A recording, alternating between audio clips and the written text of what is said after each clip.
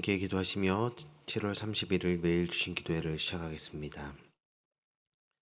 사랑과 긍휼이 풍성하신 하나님 아버지, 오늘도 우리에게 새로운 호흡을 허락하여 주시고 우리의 눈을 떠 주님을 바라보며 이 하루를 시작하게 하심을 감사드립니다. 여전히 우리의 삶이 분주하고 참 많은 일들이 우리 삶에 가득하지만 그럼에도 그 무엇보다 주님의 은혜를 사모하며 이 기도의 자리로 나아오게 하심을 감사드립니다. 이 시간 우리의 상한 심령을 십자가의 보혈로 덮어주시고 주님의 임재 안에서 참된 평안과 안식을 누리도록 주님 이곳에 있는 우리 마음 가운데 또 영상으로 함께 예배하며 기도하는 우리 모든 교우들에게 주님 함께하여 주시옵소서. 이 시간 특별히 기도합니다. 다가오는 주일부터 또 시작되는 우리 높은 뜻 덕서교회 중고등부 수련회가 있습니다. 무엇보다 우리 다음 세대 아이들이 이번 수련회를 통해 참된 소망이시며 생명의 유일한 이유가 되시는 예수 그리스도를 진정으로 만나고 깊이 경험하는 은혜의 시간이 되게 하여 주시옵소서. 선포되는 말씀과 뜨겁게 부르짖는 기도, 그리고 전심을 다하는 찬양의 시간마다 성령의 강력한 역사가 그들이 머무는 모든 시간과 공간에 충만하게 임재하여 주시옵소서. 또한 함께 교제하고 나누는 모든 프로그램 속에서도 주님이 친히 함께 하심을 느낄 수 있기를 원합니다.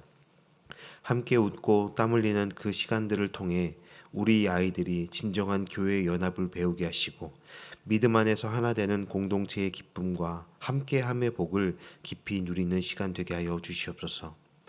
서로를 세워주고 안아주며 하늘 가족의 끈끈한 사랑을 경험하고 누리는 복된 시간이 되도록 그 모든 프로그램 가운데 함께하여 주시옵소서.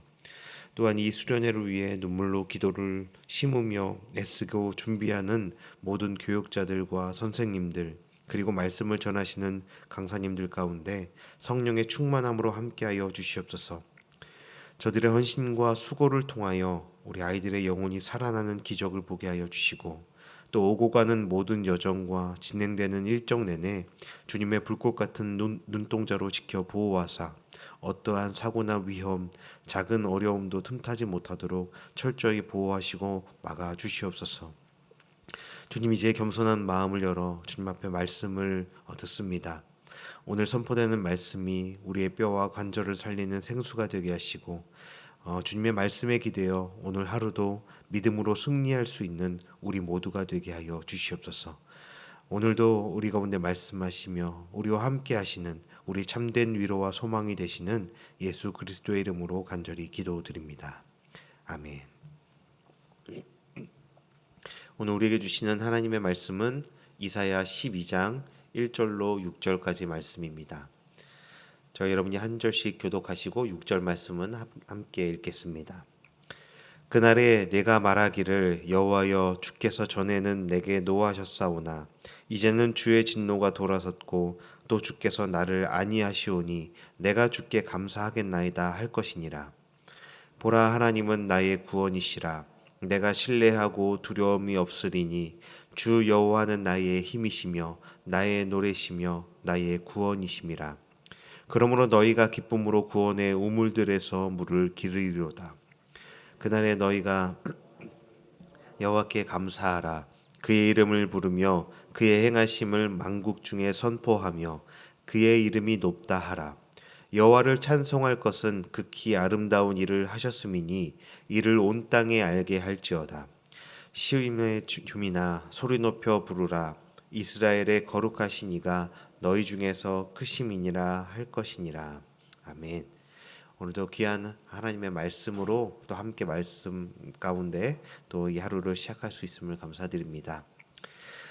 이사야 12장 오늘 말씀을 나누는데 이사야 12장은 이사야의 큰 단락을 마무리하는 감사의 기도입니다. 1장부터 11장의 내용을 총 정리하면서 마무리하고 감사하는 내용이지요. 이사야서 그 1장부터 11장까지의 말씀의 내용을 한번 쭉 다시 생각해 보면 쉼없이 몰아치던 무서운 심판과 징계의 말씀들이 계속되었습니다. 그리고 메시아를 통한 회복의 대서사시가 마침내 오늘 이 12장의 말씀을 통해서 장엄한 감사와 찬양으로 막을 내리고 있는 것입니다. 그런데 이 12장의 정말 아름답고 위대한 찬양을 바르게 이해하려면 찬양하는 이 찬양을 고백하는 자와 그 찬양을 듣는 대상의 변화에 주목하며 본문을 읽어야 합니다. 본문을 좀 자세히 들여다보면 1절부터 2절에서는 예언자였던 그 이사야라고 알고 있는 나 개인이 하나님을 향해 부르는 1인칭 고백의 찬양이지요. 그런데 3절로 넘어가면 이 찬양의 대상이 이제 너희로 바뀝니다. 공동체로 바뀌어서 그리고 4절을 지나 5절과 6절에 이르면 이 찬양은 그 좁은 이스라엘을 넘어 온 세계와 열방을 향해 확장되고 뻗어가고 있습니다. 마치 잔잔한 호수에 돌멩이 하나가 던져져서 그 만들어낸 작은 파장이 거대한 물결, 은혜의 물결이 되어서 세상을 덮는 것과 같은 것이죠. 그래서 오늘 이 아침에 심판과 징계의 캄캄한 시대를 살아가고 있던 이 선지자가, 이 이사야가 어떻게 이런 위대한 찬양을 부를 수 있었는지, 그리고 우리의 믿음이 궁극적으로 어디를 향해야 하는지 세 가지 은혜의 원리를 따라서 이 말씀을 함께 나누어 보고자 합니다. 첫 번째 은혜의 원리는 심판의 캄캄한 현실 속에서도 구원의 미래를 앞당겨 찬양해야 한다라는 것입니다. 이사야 선지자는 이스라엘의 불순종에 진노하셨던 하나님께서 이제 그 진노를 돌이키시고 위로해 주실 것을 미리 바라보면서 감사를 고백하고 있습니다. 우리가 가진 성경, 이 개역개정 성경으로 1절의 말씀, 오늘 본문의 첫 시작을 읽으면 마치 하나님의 진노가 이제 다 끝나고 어둡고 힘들었던 시절이 다 지난 뒤에 그래서 감사하는 찬양의 고백처럼 읽힐 수 있습니다. 그런데 히브리어 원어를 이 1절 말씀을 직역해 보면 그 의미가 사뭇 다르죠. 원문은 이렇게 고백하고 있습니다. 여호와여, 제가 당신께 감사드리나이다. 정녕 당신은 저에게 진노하셨습니다. 그러나 이제 당신의 진노가 걷어지고 당신께서 저를 위로해 주시기를 바라나이다. 여기서 기억하고 있죠. 정녕 당신은 저에게 진노하셨습니다. 여러분, 이 원문의 의미가 무엇입니까? 예언자는 지금 구원과 회복이 완성되고 종결된 밝은 대낮과 같은 시절에 하나님께 노래하고 하나님을 찬양하는 것이 아닙니다. 그는 여전히 무서운 심판의 진노와 심판이 쏟아지고 있는 캄캄한 시대 한복판을 걸어가고 있는 겁니다. 하나님의 진노가 여전히 끝나지 않았고 그 하나님의 무서운 심판이 여전히 계속되고 있던 그 삶의 시간들을 보내고 있다는 것이죠. 현재의 삶을 둘러보면 도무지 찬양할 이유가 단 하나도 보이지 않는 현실입니다. 그렇다면 그는 어떻게 절망 속에서 찬양할 수 있었겠습니까? 그에게 하나님의 심판이라는 것이 이스라엘을 멸망시키고 파괴하여서 완전히 소멸시키려는 그 심판의 도구, 파멸의 도구가 아니라 백성들의 그 더러움과 죄를 씻어내어서 정결케 하시고 다시 회복시키시려는 거룩한 수술의 과정임을, 치료의 과정임을 그는 믿음의 눈으로 바라보고 있는 것입니다. 심판의 채찍이 너무 아프고 매섭지만 그것이 아프고 매서울수록 그는 그 파괴의 결말을 바라보고 있는 것이 아니라 그 너머에 있는 하나님의 온전한 회복을 더욱 선명하게 바라보고 있는 것입니다. 내가 아프고 힘들수록 하나님이 더 우리를 깊이 만지시고 치료하고 계시구나를 그는 믿음의 눈으로 바라보고 있는 것이죠. 지금 내 현실은 심판의 밤과 같고 어두운 터널과 같은 시간이지만 십자가를 통과한 자에게 진노는, 하나님의 심판은 영원하지 않으며 마침내 위로의 아침이 밝아올 것을 확신했기에 구원의 미래를 오늘로 앞당겨 두려움 없이 찬양할 수 있다라는 것입니다. 여러분, 찬양은 그런 것입니다. 내 감정과 내 상황과 상관없이 하나님의 하나님 되심을 믿음으로 바라보며 하나님의 이루실 일들을 바라보며 내 감정, 내가 보고 있는 현실과 상관없이 하나님의 성품에 의지하여 고백하는 것이 우리의 찬양이어야 하는 것입니다. 이사야 선지자는 지금 그 하나님의 일하심, 하나님의 성품, 하나님께서 신실하고 선하시다라는, 하나님은 완전하시다라는 그 하나님을 바라보며 믿음으로 그 현실을 돌파하며 이 귀한 찬양을 고백하고 있는 것이죠. 두 번째 우리가 바라보아야 할 은혜의 원리는 과거의 은혜를 기억하며 구원의 우물에서 기쁨을 길어 올려야 하는 것입니다. 이러한 개인적인 구원의 확신을 안고 예언자는 이제 2절에서 출애굽기 15장 2절의 말씀을 인용해서 그 찬양을 이어가고 있습니다. 출애굽기 15장 2절 말씀을 읽어드리겠습니다. 여호와는 나의 힘이요 노래시며 나의 구원이시로다. 그는 나의 하나님이시니 내가 그를 찬송할 것이요 내 아버지의 하나님이시니 내가 그를 높이리로다. 이 고백은 과거 모세와 이스라엘 백성들이 홍해를 건넌 직후에 불렀던 감격의 찬송입니다. 예언자가 굳이 수백 년 전에 홍해 사건을 끌어온 그것을 상기시키는 이유가 있습니다. 과거의 홍해를 가르시고 백성을 건져내셨던 그 출애굽의 하나님이시라면 앞으로 닥칠 바벨론의 포로된 삶에서도 반드시 건져내실 제2의 출애굽을 이루실 것이다라는 확신이 그의 가운데 있다라는 것입니다. 과거에 베푸신 하나님의 은혜를 선명하게 기억하는 자만이 구원의 미래의 구원을 신뢰할 수 있는 것이죠.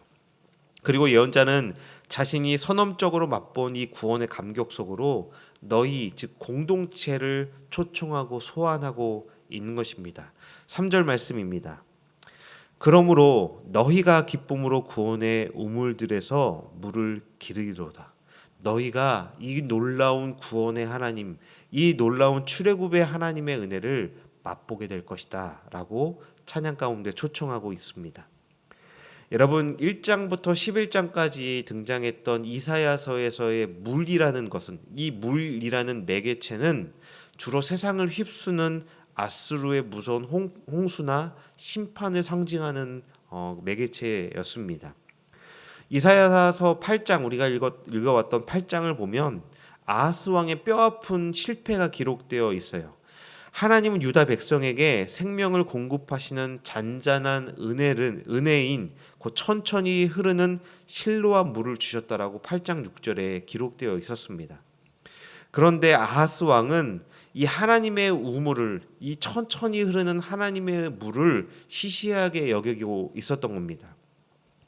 당장 눈앞에 닥친 갈증과 전쟁의 두려움, 당장의 눈앞에 임박해 있는 이 무서운 일들을 이 전쟁의 두려움을 해결하기 위해서 눈에 보이지 않는 하나님 대신에 그 왕은 세상의 거대한 강물인 아수르라는 우물을 파기로 선택했다라는 것이죠. 그 결과가 어떠했습니까? 이사야 8장 7절의 경고대로 아수르는 도리어 유다의 목까지 차오르는 흉흉하고 무서운 심판의 홍수가 되어 버렸다라고 8장 7절에 기록되어 있습니다. 천천히 흐르는 하나님의 은혜의 그 물을 주셨지만 그 왕은 그것을 거절하고 급하게 흐르는, 지금 내 삶을 당장 변화시켜 줄 것 같은 아수르라는 물을 선택하였지만 그것은 마실 수 없는, 생명을 유지할 수 없는 홍수와 같은 심판으로 이스라엘을 그리고 아하스 왕을 위협하기 시작했던 겁니다. 살기 위해 팠던 세상의 우물 아수르는 그 아수르의 칼날에 짓밟히며 예레미야 선지자의 탄식처럼 물을 가두지 못할 터진 웅덩이에 불과했음을 역사적으로 증명되고 바라보고 있던 것입니다. 그런데 지금까지 이사야서에서 모든 것을 휩쓸고 파괴하던 그 무서운 심판의 홍수가 오늘 12장에 이르러 비로소 생명을 살리는 구원의 우물로 바뀌고 있는 것입니다. 이 구원은 결코 도달하기 어려운 하늘 꼭대기에 있지 않습니다. 목마른 자라면 언제든 누구든 다가갈 수 있는 가장 가까운 일상의 우물이 마련되어 있습니다. 여러분, 아하스 왕의 이 뼈아픈 실패는 사실 오늘을 살아가는 우리의 씁쓸한 자화상이기도 하지요. 우리 역시 삶의 위기가 닥치고 당장 목이 마르면 눈에 보이지 않는 잔잔히 흐르는 것 같은 하나님의 은혜보다 아수르처럼 거대하고 화려해 보이는 세상의 강물의 마음을 빼앗길 때가 있습니다. 돈이라는 우물, 세상이라는 우물, 세상의 권력이라는 웅덩이를 미친 듯이 파내려 갑니다. 20세기 영성가이자 또 변증가인 C.S. 루이스는 자신의 책인 영광의 무게에서 이런 우리의 모습을 이렇게 말하고 묘사하고 있습니다. 우리는 바닷가에서 보내는 황홀한 휴일을 상상하지 못한 채 그저 빈민가 구석에서 진흙장난을 하며 만족하는 무지한 아이와 같다라고 말합니다. 하나님의 천천히 흐르는 생명수 샘물을 기다리지 못하고 당장 우리 힘으로 세상의 우물을 파내려가는 모습이 마치 진흙장난을 하는 더러운 구덩이를 파내려가며 만족해하는 아이와 같은 모습이다라고 말하는 것이죠. 우리 삶이 이와 같지 않습니까? 예수 그리스도라는 끝없는 구원의 바다, 그 맑고 시원한 생수의 우물이 우리 곁에 있는데도 우리는 여전히 세상에 터진 웅덩이 곁에서 흙탕물만 퍼올리는 진흙장난을 하며 그것이 전부인 줄 알며 살아가고 있는 미련한 모습이 우리 가운데도 있었다라는 것입니다. 밑빠진 터진 웅덩이에 아무리 두레박을 던진들 무슨 소용이 있겠습니까? 아무리 우리가 두레박을 던져 그 물을 길어 올린다 한들 이 세상의 돈과 명예와 권력과 우리가 그렇게 의지하는 관계가 우리의 영혼의 갈증을 완전히 해결할 수는 없는 것입니다. 우리의 영혼을 영원히 해결할 수 있는 것은 오직 단 하나의 생수이신 예수 그리스도라는 구원의 우물뿐인 것입니다. 그러니 여러분, 이 새벽에 세상의 썩은 물을 퍼올리며 아등바등하던 불안과 염려의 두레박을 십자가 앞에 과감히 던져버리시길 바랍니다. 요한복음 4장에서 예수 그리스도라는 진정한 메시아를 만나고 경험한 이 사마리아 여인이 그렇게 자신의 삶을 짓누르고 힘들게 하던 자신의 두레박을 던지고 자신의 바가지를 던지고 예수를 증거하며 달려갔던 것처럼 우리의 삶도 그러해야 하는 것입니다. 나를 위해 흘려주신 십자가의 보혈, 그 마르지 않는 구원의 우물을 향해 믿음과 기도의 두레박을 깊이 내리시는 아침이 되기를 바랍니다. 내 영혼을 살리고 회복시키는 시원한 은혜의 생수를 벅찬 기쁨으로 길어올리는 복된 이 아침이 되기를 간절히 소망합니다. 마지막 세 번째 은혜의 원리는 우리 가운데 계신 하나님을 온 세상과 열방에 선포해야 하는 것입니다. 나의 개인적인 고백에서 시작되어 공동체로 이어진 이 구원의 기쁨은 결코 우리 안에만 고여 있어서는 안 됩니다. 4절에서 6절을 보면 이 찬양은 이제 또 다른 청자인 더 넓은 세상, 즉 모든 민족과 열방을 향해 뻗어갑니다. 이것이 하나님께서 우리를 구원하신 목적이죠. 구원받은 백성의 찬양은 세상 앞에서 하나님의 은혜와 사랑을, 하나님의 성품을 드러내는 거룩한 나팔이 되어야 하는 것입니다. 그리고 이 위대한 찬양의 교향곡은 6절의 웅장한 선포로 마침표를 찍고 있습니다. 6절 말씀 함께 읽어보면 좋겠습니다. 시온의 주민아 소리 높여 부르라. 이스라엘의 거룩하신 이가 너희 중에서 크심이니라 할 것이니라. 아멘. 이사야서 내내 유다 백성들을 징계하시던 그 두렵고 거룩하신 하나님이 저 멀리 하늘 꼭대기에 머물러 계신 것이 아니라는 것입니다. 시온의 주민아 너희 가운데 하나님이 계시다. 너희 중에서, 즉 너희가 땀 흘리고 눈물 짓는 그 우리의 남루한 일상 한복판에 우리 공동체의 정중앙에 임마누엘의 하나님이 함께 계시다라고 고백하고 있습니다. 아수르의 위협은 여전합니다. 그리고 삶의 막막함이 여전히 그들 가운데 남아있고 그들은 결국 패망하고 사라지지만 그럼에도 그 남루한 일상의 한복판에 너희 하나님이 함께 계시다라고 말하고 있습니다. 그렇기 때문에 우리는 소리 높여 절대적인 찬양을 부를 수 있다는 것이죠. 사랑하는 여러분, 참된 찬양은 모든 문제가 다 해결되고 괜찮아지고 살만해져서 내 삶이 평안할 때 부르는 노래가 아닙니다. 내 기분에 따라 고백하는 것이 아니지요. 캄캄한 심판의 골짜기를 지날 때에도 내 삶의 가장 깊은 한복판에 우리와 함께 계시는, 함께 하시는 임마누엘의 하나님을 온전히 신뢰할 때 고백할 수 있는 찬양이 우리 가운데 있기를 바랍니다. 오늘 하루 밑빠진 독처럼 우리 영혼을 허무하게 만드는 세상의 웅덩이 주위를 서성이지 마십시오. 대신 우리 가운데 계신 거룩하신 구원의 하나님을 바라보며 기쁨의 두레박을 던지시기를 바랍니다. 비록 저와 여러분이 서 있는 현실이 여전히 메마르고 막막한 광야 같을지라도 예수 그리스도라는 구원의 우물에서 길어올린 은혜의 생수가 우리의 상한 심령을 시원하게 적실 것입니다. 나아가 우리 자신의 입술에서 시작된 이 구원의 찬양이 나의 삶을 넘어 우리가 살아가고 있는 가정과 일터와 생업의 현장, 그리고 온 열방을 향해 흘러갈 수 있는 귀한 찬양의 고백이 되기를 바랍니다. 저와 여러분의 삶이 그 주님을 바라보며 그 참된 생명수 샘물을 맛본 저와 여러분의 삶이 그 놀라운 통로로 쓰임받고 사용되기를 주님의 이름으로 간절히 축원합니다. 함께 기도하시겠습니다. 하나님 아버지, 여전히 캄캄한 현실 속에서도 우리를 향한 진노를 거두시고 십자가의 참된 위로를 베풀어 주심을 감사드립니다. 주님, 우리가 삶의 갈증을 느낄 때마다 세상의 힘과 사람을 의지하며 터진 웅덩이를 팠던 어리석음을 용서하여 주시옵소서. 이제는 그 불안과 염려의 헛된 두레박을 십자가 앞에 모두 던져버리게 하옵소서.